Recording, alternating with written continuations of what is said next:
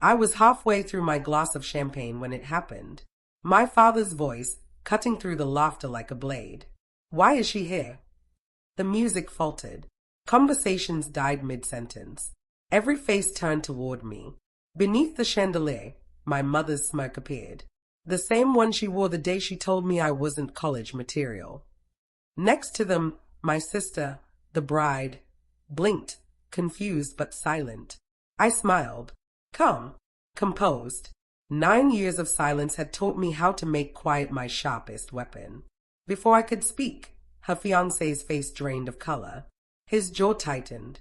He slammed his glass onto the table. Silence, he commanded. This person is. He stopped. Not yet. I wanted him to finish, but timing is everything. That's the art of revenge. 9 years earlier, the house smelled of coffee and condescension. I was 17, clutching the acceptance letter to my dream university. My sister Emily stood beside me, smiling like she meant it. Then my father said the words that cracked something inside me. We've decided not to fund your tuition. It's time you learned independence. Independence, his word for exile. A week later, he transferred $80,000 into Emily's college fund. Different child, different needs, my mother had said. So I left, with one suitcase, no degree, and no family. I washed dishes through the night, slept in hostels, and built a life from scraps and stubborn will. Pain teaches efficiency. I learned coding online, freelanced, and created apps that started paying. By 25, I owned a quiet but thriving consulting firm. Then one day, I read a press release. Marks and Enterprises appoints Emily Stone as CFO. My father's company. My sister's promotion. It should have hurt. It didn't. It focused me.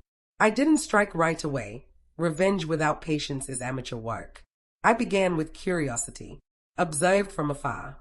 Their financial reports, vendor ties, acquisition patterns, public data, but revealing.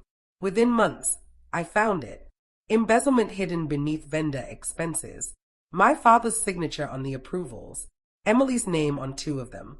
That's when I approached Ethan Ward, financial investigator, clever, ambitious, underpaid. Also, Emily's boyfriend. We met by chance at a fintech conference. We spoke about ethics, ambition, money. I let him believe he uncovered the fraud himself. When he did, I played the hesitant voice of caution. If it's true, I told him, it'll destroy them. Are you ready for that? He was. Love makes guilt do the heavy lifting. When he finally filed his report with the board, the company was already collapsing under investigation. My parents blamed each other. Emily tried to clean up the mess. Ethan stood by her. At least, that's what she thought, while quietly feeding me updates.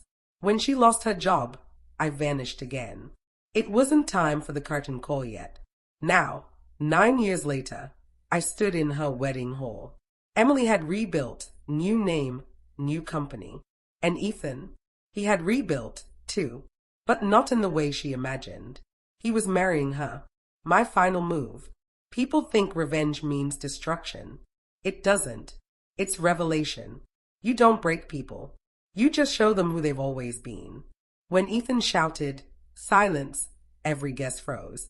He turned to Emily, his voice trembling, but loud enough for the MIC to catch.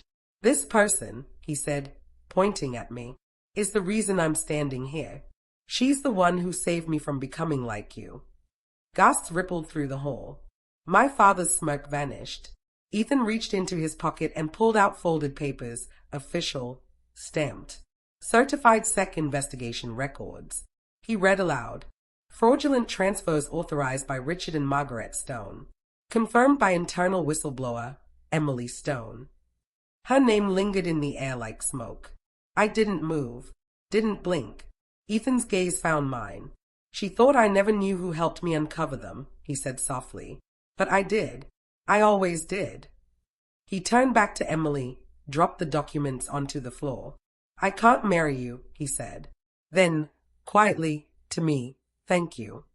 The silence that followed was exquisite. My parents' faces crumbled. My sister's mascara streaked. And I felt nothing but gravity. The sweet, heavy pull of balance returning. When the crowd scattered and the whispers began, I walked out through the back door into the cold November night.